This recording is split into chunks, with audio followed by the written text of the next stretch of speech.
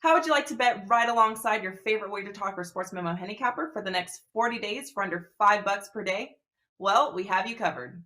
A 30-day all-access pass is priced at $2.99, but for a limited time, not only are we discounting the price by $100, but adding on 10 more days of picks for free. So outside of the $100 discount, we are tossing in a free 3-day all-access, a $39 value, and a free 7-day all-access, a $99 value for a combined savings of $238. So to recap, for the next 40 days, you will get all plays across all sports from your favorite WagerTalk or Sports Memo handicapper played during your access, including 5% best bets for under $5 per day. Have an existing all access pass? No worries, as your 40 days will not begin until your current package expires.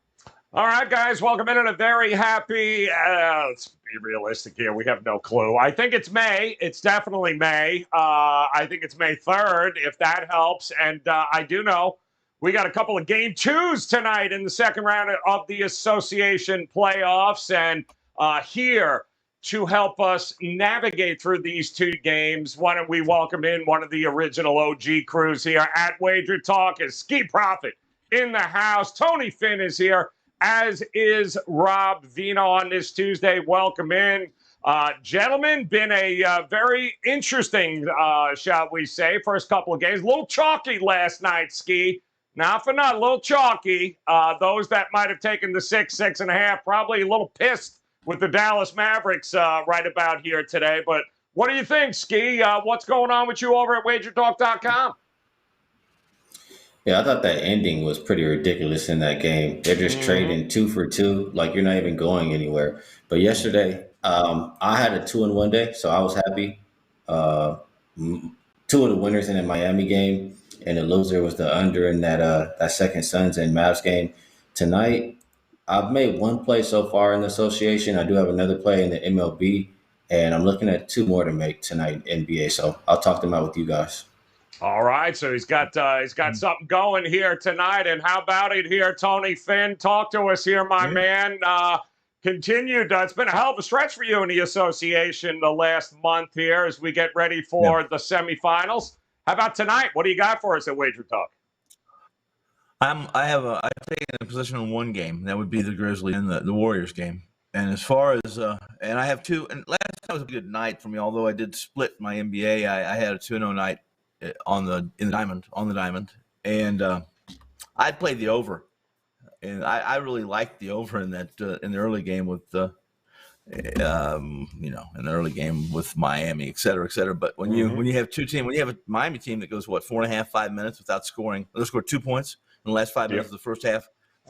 Tough to get over even a 208. So, and they didn't get there.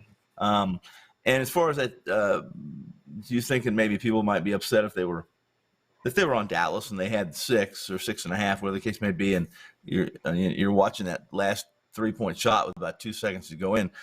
You talk about somebody who'd been upset with me, because I'm on the Suns, who basically dominate the whole damn game, and then late in the game decide they're going to screw around a little bit like NBA teams do and almost get backdoored in that. So tonight, one position. Let's pick some winners or change my mind or get me on something else right now. Oh, all right. Look at that, Tony. He's not messing around. How about it, Mr. Rob Vino? What are you thinking here, my man, tonight? A little chalky last night. I think we can all be in agreement here. But underdogs have done pretty well so far in the playoffs this year. Yeah, I think, again, call the Miami play square or whatever you want to call it. It won going away. I mean, trying to be sharp and taking the other side didn't get you very far. So Miami, easy winner. Mark Davis, the lead official in that game, runs his playoff totals record now to 7-1 to the under. I got caught up like Tony in that over 208.5 last night, and Davis came through with another under, so I probably should have paid a little more attention to him. I did not, but I did have a winner Miami first quarter. That just seemed like legalized stealing. Overall, 9-3 last 12, 6-1 last 7. So it's been a good NBA run here. And you're right, Tone. I mean, they play that foul game all the way down the stretch. If Dallas just doesn't play the foul game the last 7 seconds, and they cover that game, 119, 114. So it got a little crazy, even though Phoenix left their starters in. It's not like Monty brought the bench in. He left the starters in, and they just let their foot off the gas pedal. But it was a pretty decisive Phoenix victory last night. Yeah, no, it absolutely was there. Do you guys want me to get that phone? I wasn't sure who that was there. But, hey, bottom line is we have got basketball, and we've got basketball here tonight. And I think it's going to be a hell of an evening. Now, let's see if we can cash a couple of tickets here, guys, as we take a look at game number 1. How about it?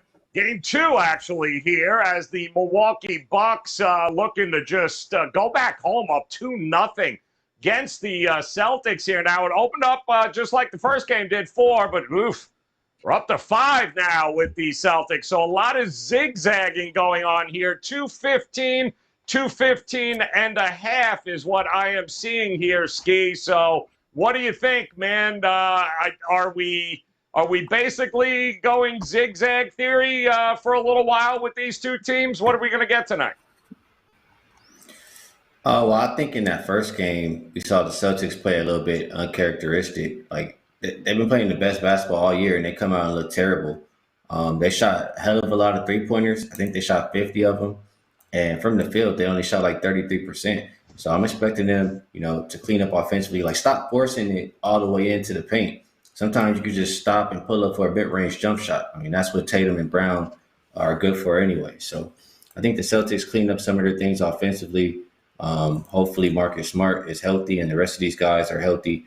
And if so, it's do or die. Like, you can't go to Milwaukee down 0-2. That's pretty much, death sentence, just about series over. So I think you get max effort from the Celtics. I think they get back to playing really good basketball. And I think their offense looks a lot better. So I'll lean their way tonight if I'm going to play this game. All right. If he's playing, guys, he's going to be looking towards the dog here. How about you, Tony, Finn? You like the Celtics to even this thing up heading back to Milwaukee, or are they in trouble, my friend?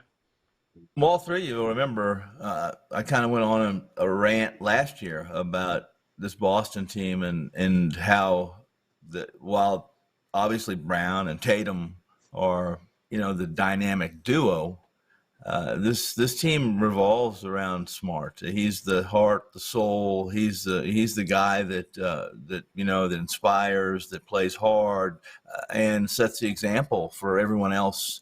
And in truth, I agree with Ski. I would like to see Boston. First off, Smart needs to be healthy. He needs to be on the court, or that's one of the times that Boston's net rating is not as good. And I think there was an adjustment period, guys. I think you'd agree with me that what Boston faced against the Nets, especially around the rim and the interior of the paint, was nothing compared to what they faced against Milwaukee. And Milwaukee actually plays a fashion and a form of defense where the Nets don't. So, I expect them to be more physical. I expect them to at least charge and advance into the paint and not shoot the 50 3-pointers, whatever it was that Ski just mentioned. But did you guys ever feel like – I never felt like Boston was ever in that game one. I never felt like they had a chance to win. It needs to feel differently, too, in that first 5-7 minutes tonight. Maybe I'll jump in live. I'm not in this game. Oh, but he's not in this game. Well, maybe Rob Vino is in this game. And if they don't come up with an answer for Brook Lopez and Giannis, because they couldn't get a clean shot all game, and Lopez, man, his presence was felt there. Where was Robert Williams? Like, what's going on here, Vino? What are we going to get tonight in an encore at the Boston Garden? Yeah, it's crazy, Joe, because it's the exact opposite of the case I used when I was handicapping that game for Boston's side. You would think that the length up front of Tatum, Horford, and Williams would be that picket fence to deny Giannis from getting into the lane. And in turn, it wound up being the length of Giannis, Bobby Portis, and Brook Lopez that shut the Celtics down from even trying to score twos after a while. Got some crazy numbers from that first game. And I don't know that the 53s were even the problem. They made 18 of them. That's 36%. The best three-point shooting team in the NBA this year was Miami. And they hit them at 37.9% a clip. So 36 ain't bad if you're going to shoot 50. But it was in the paint where they were horrendous. They shoot it 34 times, 2-point field goal attempts. If you separate out twos and threes, they're 10 of 34 from 2-point range, the Celtics are. 29.4%. They only scored 20 points. Milwaukee had 50 points on 2-point field goals, 50 to 20. Simple math. That's minus 30 in the paint. And a lot of that, I'll go back to what Ski was saying about Jason Tatum, especially first quarter. Seemed like, they had a couple of transition opportunities where he would just barrel ass into three guys and, end up out of bounds or throwing it off somebody else. It's just ridiculous. It was as if he thought they were playing the Nets and they were just going to kill him in the transition game. Fast break points in that game number one, Milwaukee 28, Boston 8. Minus 20 for the Celtics again. Points off turnovers, Milwaukee 27, Boston 6. I mean, all these categories where you thought Boston would hang pretty well, they got dominated. And maybe, again, they walked into that game one thinking it was going to be like Brooklyn. And it's not like Brooklyn. So they got to come ready here tonight. Obviously, losing Marcus Smart and his ability to be 100% in that game hurt as well. It's not like Giannis played great in that game, guys. I mean, point scoring wise is what I'll say, because he had a lot of rebounds, a lot of assists, triple-double. Of course, that's great, but he's 9 of 25 from the field, only 36%. So I think if you're trying to play Milwaukee here, you could say the same thing. Milwaukee didn't play that great. 41% shooting. What's so great about that? Nobody shot great from three. Drew Holiday, 8 out of 20. I mean, there's a lot of negatives for both sides offensively. For that reason, you would think that if it straightens itself out, you might want to look over in this game. I happen to think Boston's going to come back and play a much better game here tonight against Milwaukee. I think Ski alluded to it. And it's no secret when these teams are cornered and they're at home, they have to come back and play well. I think they will. I think the mistakes are correctable. A lot of ways to go if you're still betting series stuff. I'm not going to list them all, but these series prices are way, way different than what they were before game one started. Yeah, it's kind of crazy there. You're seeing them guys on the left side there with the Celtics not completely gone overboard, but I got to tell you what a difference a game makes there in the futures market with this series. But if you took Milwaukee in game one at 4.5 or 5, Ski, what the hell is going to stop you from taking Milwaukee in this one, getting 4.5 or 5, right? I mean, isn't that the dilemma here, Ski? Like, what's changed between 2 days ago and today? Well, that's what everybody's going to think. Everybody's going to run to the window and think about what they saw last in game one and think, oh, Milwaukee's going to dominate them again. But like I said before, it's everything on the line. You can't go back to Milwaukee down 0-2. You're going to get max effort. They're going to clean up everything. And I'm looking the other way. I like the Celtics side. All right, Celtics, it is here, guys. Should be a good one. I kind of feel like there's going to be a ton of zigzag happening here in this second round. And I think this next game might very well be a prime candidate for that as Golden State Warriors in game number 2 against the Memphis Grizz. They got game one without Draymond. Wondering how long, what is the prop with Draymond getting thrown out of this game? Is it second quarter, third quarter? I'm wondering what's going to happen here. But champions win games when they're shorthanded, and they certainly ended up squeaking one out on the road. So what does Memphis do here tonight, Ski? What are we looking at? Do they make a comeback and even this series up heading back to Oakland? Well, it's another one of those, like they're, down 0-1 at the house, except I don't believe Memphis is a better team in this series. So do I really want to bet against them, back against the wall? No, just because I know they're going to give it everything. So if you like the Memphis side, I think the best bet to me is playing on John Morant. I mean, 6 games in a row, He's gone up and over 17 and a half rebounds and assists. You're getting plus 105 to take it. And he's averaging, 6 games north of 20. So I like that play. And as far as the side, I just can't help but think, Warriors, they got down Draymond. Steph Curry and Klay Thompson, I think, shot something like 14 for 40, 14 for 39. Neither one of them had a good game. And they still escaped with the W. Like, they're not going to play that bad again. That's all I can help but think. And they were in foul trouble. Like, everything in my mind was going the Grizzlies' way. So if everything goes the Grizzlies' way and they can't get a W, I won't put my money on them. I would be looking at Golden State. And if I'm looking at the total, probably like it over. I see two teams who like to get out and run. Don't see a lot of paint protection on the Warrior side. And that's where the Grizzlies feast at. And Grizzlies defense can be had too. So lean over, like in Warrior side. My main player is going to be John Morant, rebounds and assists. All right. Well, all right. I can't argue with that, Tony Finn. He's got a point. I mean, what the hell else do you need to happen here, Memphis? It was for the taking to go up 1-0. Didn't take shit. So what happens here? They took a shit, basically. So what do we do here, Tony Finn, in this one tonight? Are they going back west, knotted up at one apiece, or are they in trouble here, Memphis? Well, if I was a betting man, I would say that they're not going to go back even. To what Ski? Listen, Ski just spoke it. He just said it all, and that is, look, it was an opportunity loss. I mean, you've heard that 20 times, right, over the last day, whether you're watching ESPN, whatever, or you're reading on one of the major portals, NBA portals at least. But Steph Curry wasn't great. I mean, Klay Thompson was held to 15 points, I think, on 6 of 20, 6 of 19 shooting, right? They lost Draymond early on, which is pretty important in the paint and around the rim. It's pretty darn important. And they, in truth, Morant still had problems getting to the rim many times. In fact, I thought he forced the issue far too much. A little bit of the playoff inexperience against a team that's really experienced. Is Jaren Jackson Jr. going to score 33 and shoot 6 of 9 from 3? I don't think he can replicate that. Do you? There's a lot of things that I can point towards.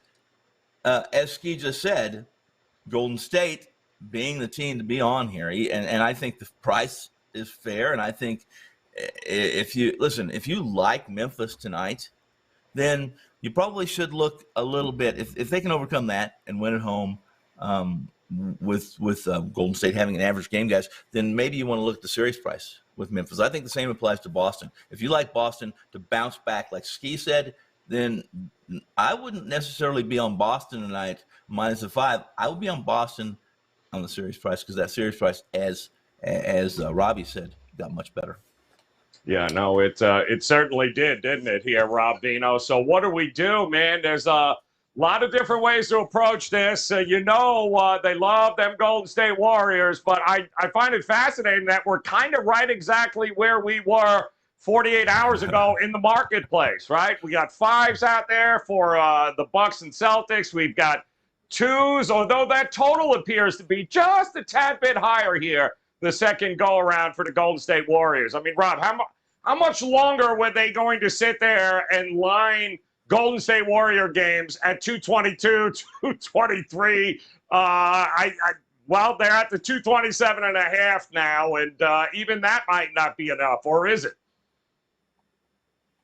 Well, I mean, I thought for sure I was going to be on over in this game, Joe. I mean, every single thing I said about the Golden State-Denver series, I can just totally apply to this series, right? I mean, and the benefit for Golden State and Memphis here is that Golden State doesn't have to face anything like Jokic in the middle, and Memphis doesn't have to face anything like Karl Anthony Towns. I mean, neither team.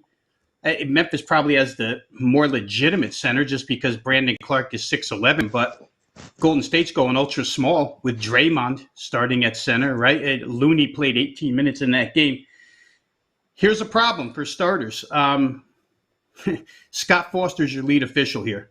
And that would make most people inclined to believe that this series is going to be 1-1 after tonight. There's no way Scott Foster's letting Memphis go home down 0-2. NBA needs to lengthen out a series. I mean, if you're a conspiracy theorist, you believe that. Here's the problem with the total. Scott Foster, the last 6 playoff games he's refereed have gone 5-1 to the under. And the second official in this game, Eric Lewis, who's been the lead in 4 games this playoff season, has gone under all 4 times. That's a 9-1 under combined. Sort of scared me a little bit. The fundamentals scream over 227. These referees scream stop in your tracks because we're not going to let it get there. So I don't know. I'm kind of at a crossroads there. Couple of things here. If everything went Memphis's way in that game, then why did Dillon Brooks and Desmond Bane go 6 of 23 from the floor? Why did they go 3 of 13 from 3? That didn't go their way. Jaren Jackson covered it up. So even if he stinks tonight, I shouldn't say stinks, if he's average tonight, you expect Bane and Brooks to come back and play much better offensively here. Golden State shot better, 48.4% from the field to 43%. And here's some numbers. Tony, these are for you, buddy, because you stare at this stuff and you know. Golden State somehow, some way, without Draymond Green in the second half, out-rebounded Memphis 51-47. How the hell does that happen? It's not supposed to. Golden State won second chance points in that game, 26-22. That's not supposed to happen. Memphis was the number 1 team in the league this year at second chance points. Golden State was 18th.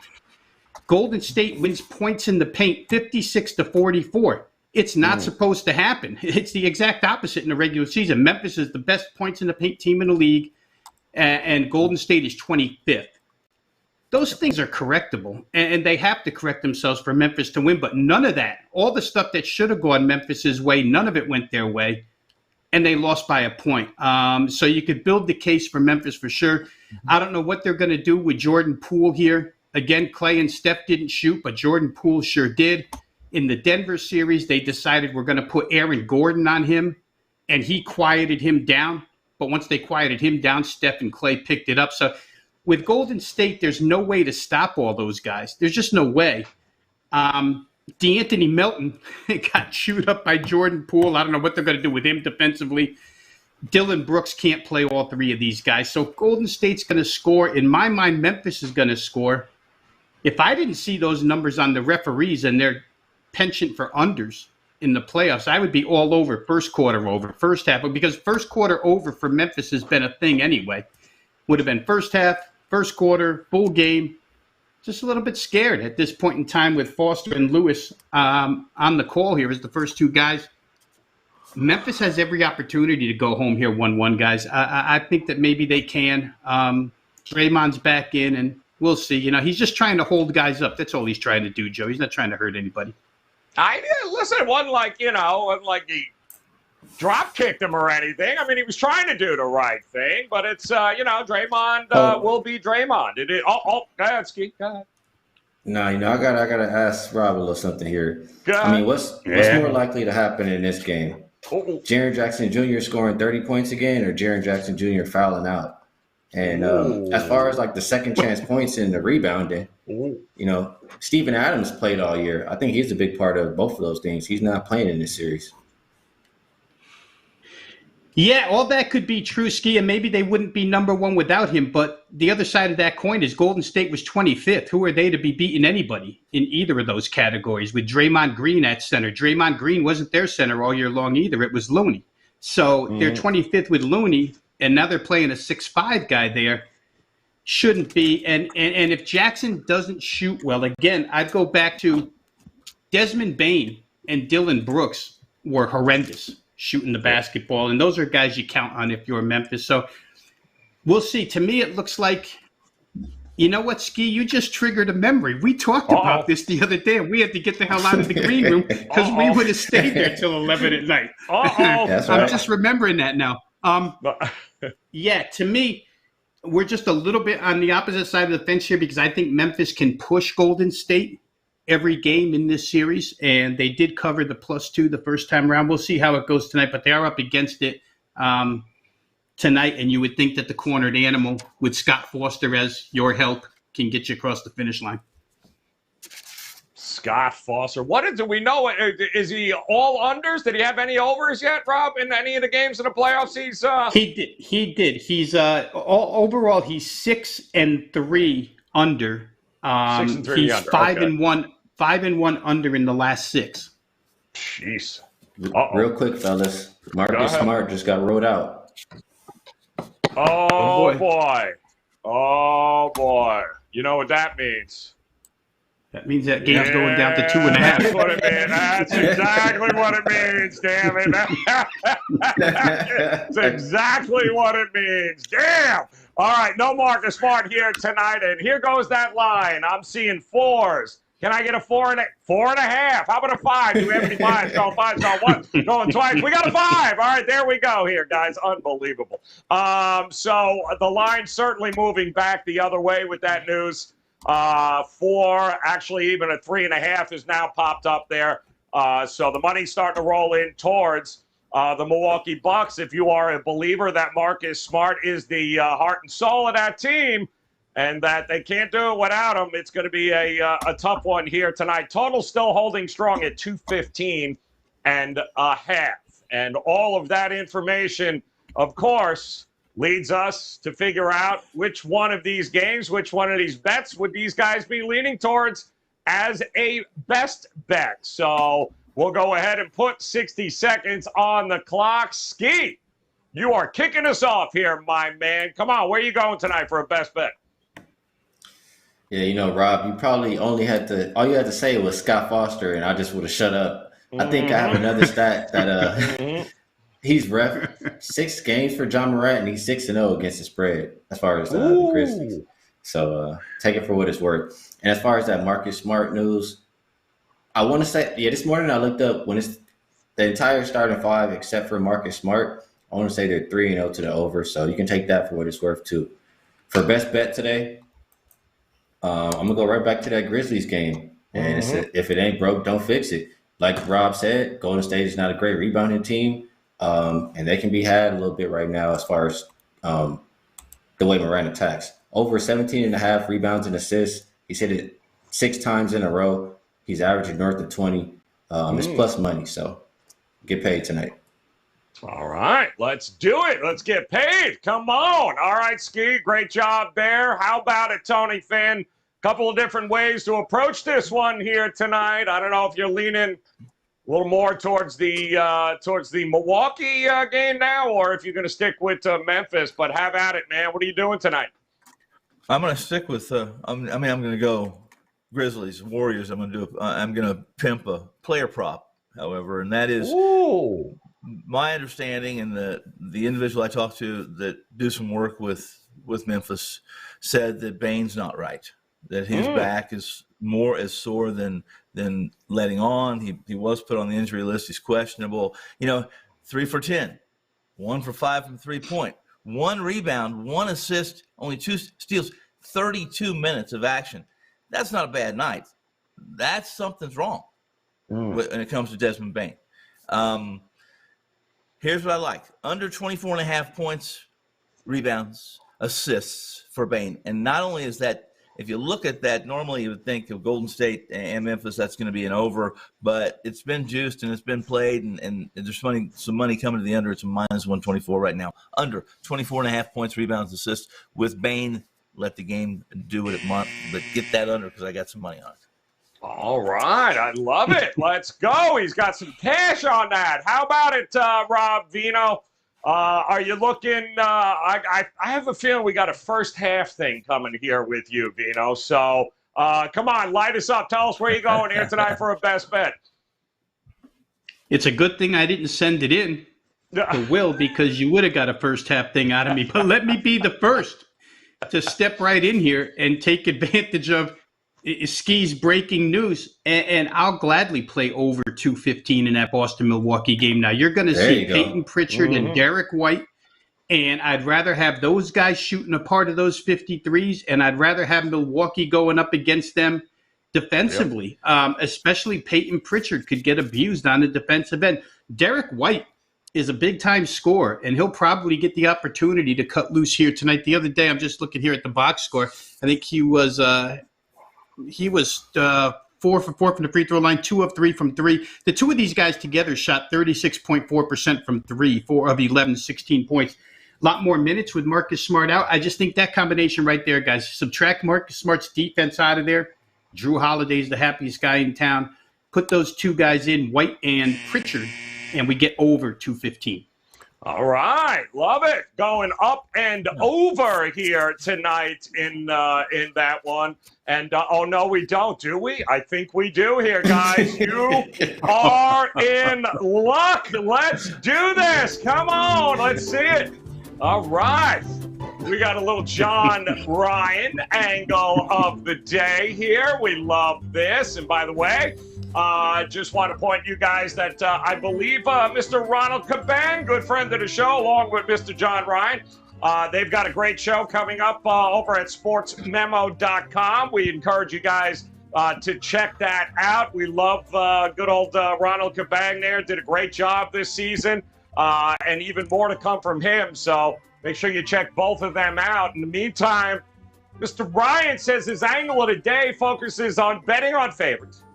And when we have a matchup of teams that are winning 60 to 75% of their games, and if the dog is coming off an ATS win, but did not win the game, wow, 52-15 straight up. That's 48-18 and 1 ATS. That is a 73% system over the last 250 seasons. And by the way, if it's in a playoff game, in the same series, 17-7, don't make it up. 17-7 straight up, 16-8. That's 65%, and 17-7 to the over. So when you put all of that shit together, it basically means take the Golden State Warriors. That's where we're going here tonight. Take them, lay the points, and get it done. I knew we'd eventually get there, Finn. You just had to sprinkle a little something on that. So let us take a look one more time as a recap here tonight with Ski. Come on, Morant. Come on, John Morant. Let's go. 17.5 rebounds and assists. Go up and over. Expect him to come out firing tonight. Tony Finn, Desmond Bane, under 24.5 PRA. Not buying it, not feeling it. Think there might be an issue there. As Rob Vino, though, says, you know what? No Marcus Smart. Give me the over in this matchup. 215 between the Bucks and no, you're tomorrow. Get out of there. Okay, very good there. We've got, we'll make fun of you tomorrow, James Harden. Guys, don't forget, you head over to WagerTalk.com right now. Ski's bets are in. Rob Vino's bets are in. Tony Finn's best bets are in. There is absolutely no reason, guys, not to make this an extremely profitable Tuesday, as game twos are ready to go. Keep an eye on those series prices, too. Can't wait to see what the movement is after tonight's results. But if you head over to WagerTalk.com right now, guys, you can hop on board with those 3-day, 7-day, and 30-day all-access packages, and you never got to worry about missing a play. Join them, Ski Profit, Tony Finn, and Rob Vino, guys, over at WagerTalk.com. We'll be back again tomorrow. We'll break them down. We'll take a quick preview of what happened tonight. And, of course, we will look ahead, see if we can't find some value and cash a few more tickets. In the meantime, on behalf of Ski Profit, Tony Finn and Rob Vino, guys, we appreciate the time. Appreciate you hanging out with us. Hit that subscribe button up in the upper right-hand corner and join us again tomorrow. Until then, best of luck with your plays, guys. We'll talk to you again soon.